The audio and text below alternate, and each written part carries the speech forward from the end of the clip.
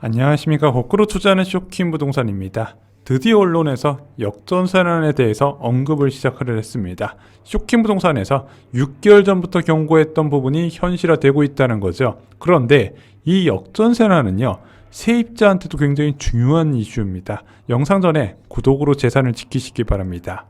자, 현재 굉장히 과소평가된 위험이 바로 역전세난이죠. 이 역전세난은 2년 전 전세 시세보다 낮아져서 임대인이 부족한 자금을 마련해야 되는 상황을 역전세난으로 말씀을 드립니다. 위험에 노출된 임대인들 현재 상당수가 인식을 못하고 있어요. 이것만큼 재앙이 없거든요, 투자자 입장에서는. 자, 그런데 세입자, 임차인 입장에서도 역시 이 역전세난은 굉장히 위험해질 수 있다는 거죠. 자, 왜 세입자가 주의를 해야 될지 말씀을 드릴게요. 먼저 이 역전세난 조건 다 아시죠? 기준금리가 치솟으면서 전세 수요가 감소합니다. 그런데 주변에 신축 아파트가 입주를 하면서 물리적인 주택수 자체가 증가를 해요. 이 과정에서 세입자 구하기 전쟁이 일어난다는 부분이죠. 왜냐면은 이 신축 아파트에 입주하는 사람들이 주변에 전세로 거주하고 있거든요. 그 사람들이 일시에 빠져나가고요. 이 신축 아파트 자체에서도 분양권 소유자나 입주권 소유자들이 입주를 안 하면서 전세를 내놓는 게 돼요. 그러면서 물리적인 공급이 확 늘어나기 때문에 거대한 변화가 일어난다는 겁니다. 물론 임대인이 상황 판단을 잘해서 미리 대비를 해놓으면 좋아요. 입주 충격이 시작되기 이전에 세입자를 구해놓거나 또는 전셋값을 미리 낮추고 부족한 자금을 외부에서 조달하는 현명한 임대인이면 상관이 없겠지만 집주인 중 10명 중 9명은요, 내가 보유한 아파트의 전셋값이 떨어지는 것을 받아들이지 못하면서 이런 액션을 취하지 않는다는 게 문제인 겁니다. 자, 그러면은 어떤 상황이 펼쳐질까요? 굉장히 재밌는 상황이 펼쳐집니다. 3개월 전엔요, 역전세라는 상황에서 임대인이 전세를 내놨는데 오히려 내가 내놓은 전세 가격보다 더 올려서 내놓는 경우가 있어요. 그리고 나서 한 달 정도 아무도 안 보러 오니까 그때서야 조금 낮춰요. 그러다가 1개월 전 되고 세입자가 난리를 치니까 그때서야 큰일 났다 싶어가지고 매매를 내놓든가 급전세를 내놓거나 이런 방향을 내놓는다는 거죠. 그래서 오히려 역전세라는 상황에서는요, 집주인들은 느긋한 경우가 많은데 세입자만 조급해져요. 그래서 이런 1개월 직전에 상황의 심각성을 깨닫고 세입자가 입차권 등기를 신청하니 많은 이야기가 나올 때 비로소 이것을 처분까지 고려하면서 급매를 내놓을 생각을 하게 된다는 거죠. 그래서 역전세라는 상황에서는 갑작스럽게 초급매가 증가하는 경우가 많기 때문에 네이버 부동산에 의존하지 마시고 해당 오프라인 부동산에 자주 방문하셔서 관계를 형성해 놓으시면 나중에 이런 급매 정보를 받는데 도움이 된다 말씀을 드렸습니다. 당연히 전세 만기 이후에도 세입자를 구하는 경우가 역전세라는 상황에서는 굉장히 흔해요. 문제는 세입자가 이사갈 집을 계약했거나 다른 전셋집을 계약했다면 큰 피해로 이어진다는 겁니다. 그동안 전세 세입자는 다음 세입자 구할 걱정을 안 했거든요. 왜? 그냥 조건이 괜찮으면 전세 세입자는 항상 넉넉하게 있었다니까. 하지만 앞으로는 그렇지 않다는 겁니다. 2023년부터 내 집 마련 포함 이사 계획이 있는 전세 세입자는요, 꼭 기억하셔야 되는 게 있습니다. 자, 바로 집주인들의 인식 문제입니다. 역전세라는 상황에서 세입자 구하는 것 자체가 불가능했다 말씀드렸잖아요. 준공단지로 세입자들이 한꺼번에 입주하면서 공급이 너무 많이 늘어나고 주변 시세대보다 턱없이 낮은 수준의 전세 매물 폭증으로 이게 세입자가 구해지겠습니까? 수십 채의 집 중에서 고를 수가 있는 상황이 펼쳐지니까 당연히 안 구해진단 말입니다. 그런데 집주인들은요, 그냥 세입자를 달래면 된다고 생각을 해요. 니들이 협조 잘해줘야 전세금 돌려받고 나갈 수 있어요. 군소리 하지 말고 좀만 기다려줘요. 이런 식으로 얘기하는 경우가 굉장히 많다는 거죠. 그러면은 분노한 세입자 입장에서 집을 경매로 넘겨버리면 안 되냐? 이렇게 물어보실 수도 있잖아요. 자, 이게 법과 현실이 좀 따로 있는 부분이 바로 여기서 나타나는데요. 세입자가 경매를 통해서 전세보증금을 받으려고 그러잖아요. 굉장히 복잡해요. 먼저 전세보증금 반환 소송을 진행을 해야 됩니다. 대부분의 세입자가 전입신고와 확정일자만으로 나의 보증금을 지킬 수 있다고 생각하는데, 물론 지킬 수는 있어요. 문제는 이것을 채권화 시키려면 별도의 소송 과정이 필요하다는 겁니다. 여기서 당연히 승소하겠죠. 승소를 해가지고 채권화 시킨 다음에 경매를 신청할 수 있는 거예요. 그러면은 경매 신청한다고 바로 진행하나요? 아니죠. 한참 뒤에 감정평가하고 나서 그 다음에 매각기를 잡혀서 진행을 하게 되죠. 그러면은 전세 보증금을 받는데 최소 8개월 이상이 소요가 된다는 겁니다. 굉장히 장기간 걸리는 이야기예요. 그럼 무작정 기다려야 되나요?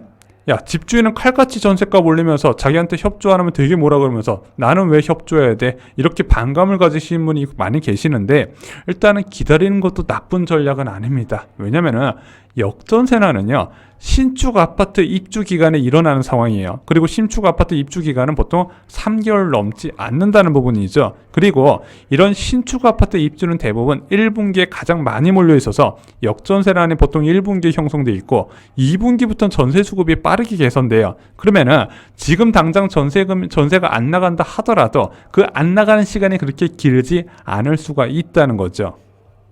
그래서 세입자분들이 꼭 기억하셔야 되는 게 있어요. 내 집에 들어올 사람을 구하고 나서 다음 액션을 취하는 거예요. 다른 지역 전세를 구하거나 매매로 집을 구하는 것은 나가는 날짜가 대략 정해지면 그때 알아보시면 된다는 거예요. 왜냐면은 내 전세감이 안 나가는 상황에서 다른 집에 전세 계약을 했거나 매매 계약을 하면 그때 곤란해진다는 겁니다. 특히 초급매 나왔다고 신나서 덥석 잡으면 곤란해지긴 경우 굉장히 많아요. 특히 2023년부터 내 집만은 꿈꾸는 분들은요, 꼭 주의하셔야 되는 게 있어요. 내 집, 내가 살던 집이 안 빠져서 불가피하게 내가 사놓은 집 있잖아요. 매수한 집에 전세 주고 월세 사는 사람들 굉장히 많아요. 이런 경우가 많기 때문에 이게 굉장히 나가는 시점하고 들어오는 시점하고 아다리를 맞추는 게 어려운 과정이라는 걸 꼭 인지를 하시고요. 나는 내 권리가 있으니까 내 시기에 대해 나갈 것이다, 이렇게 생각하시면 안 된다는 거죠. 그래서 임대인과 소통을 미리 하시는 게 굉장히 좋습니다. 그래서 미리 얘기하셔가지고 역전세는 날 것 같으면 미리 얘기해서 임대인이 액션을 취할 수 있게 해야 된다는 거죠. 자, 참고로 빌라나 오피스에 전세 들어가시는 분들, 앞으로 구하시려는 분들 굉장히 조심하셔야 돼요. 전세 보증금, 반환 보증 가입되는 곳인지 직접 이것을 취급하는 대리점에 체크해서 가계약금을 넣으셔야 됩니다. 공인중개업소에서 이거 될 것 같은데 이렇게 말하는 거 믿고 털썩 계약하고 나서 나중에 전세 보증금, 반환 보증 가입하려고 봤더니 신축 빌라는 안 된대요, 이런 이야기 안 들으실 거면 가계약금 넣기 전에 먼저 확인을 하셔야 돼요.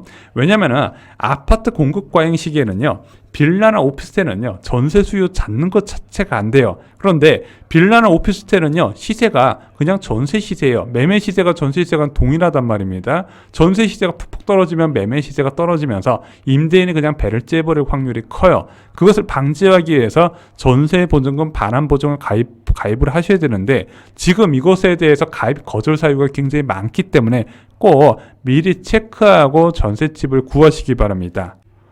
그리고 2020년 3분기 이후에 갭 투자한 분들 계시죠. 특히 코로나19 상황에서 영끌 투자도 뭐해서 많이 투자하셨죠.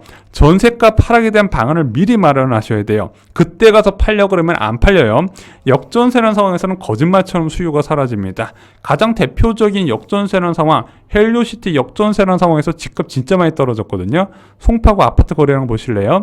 자, 2018년 9월, 10월 달에 500건, 200건 이랬는데 역전세라는 상황에서는 100건이 안 돼요. 80건, 87건 이렇다는 겁니다. 안 팔려요. 안 팔리기 때문에 똥값으로 처분할 수밖에 없잖아요. 미리 대비를 하셔야 되는 겁니다. 자, 물론 이렇게 말씀하시는 집주인 많아요. 야, 쇼킹 부동산은 너무 공포 조장하는 거 아니냐. 전세값 떨어져도 얼마든지 나 돈 땡겨올 수 있는데, 그리고 내 주변에 투자하는 사람들 다 그런데, 우리 아파트는 또 여유 있는 사람들도 거주하고 투자 많이 해. 우리 아파트 끄떡 없어. 이렇게 말씀하실 수 있는데요. 이런 거는요, 역전세 상황에서는요, 당신은 못 견뎌서 하락하는 게 아니라 당신 소유 아파트에 무리한 투자한 영끌 투자자가 반드시 있거든요. 또는 사업자 대출 끌어서 뭐 LTV 80% 넘게 대출받은 사람들이 있어요. 그 사람들이 던지면서 하락을 하는 거예요. 문제는 1000세대, 2000세대 아파트 단지에 이런 매물 5개만 있어도 그 단지 시세 또는 그 주변 시세까지 동시에 붕괴가 된다는 겁니다. 미리 대비를 해야 돼요. 요즘 부동산 빅데이터 업체가 너무 잘 돼 있어서요, 몇 번만 서치해 보시면은요, 내가 투자한 주택 주변으로 입주 물량이 얼마나 되는지 쉽게 알 수 있는 세상입니다. 그래서 입주 물량이 있다면 현재 같은 고금리 상황에서 무조건 문제가 발생을 하기 때문에 만기 시기와 잘 계산을 해보셔서 대비를 하시기 바랍니다. 자, 앞으로 너무 좋은 기회 옵니다. 기존 주택 매수하는 것도 좋은데 나는 하락하는 주택 무서워서 못 사겠다? 그러면은 대폭락에서 살아남는 주택을 분양받으면 되는 거예요. 분양가 상한제 주택이라고 말씀드렸죠. 이와 관련된 공급 정보와 당첨 꿀팁 저희가 쇼킹부동산2 청약가부에 총정리해 두었습니다. 여전히 청약으로 인생이 달라질 수 있다는 거 잊지 마시고요. 이상으로 영상 마치겠습니다. 좋아요, 구독, 공유 꼭 부탁드립니다. 감사합니다.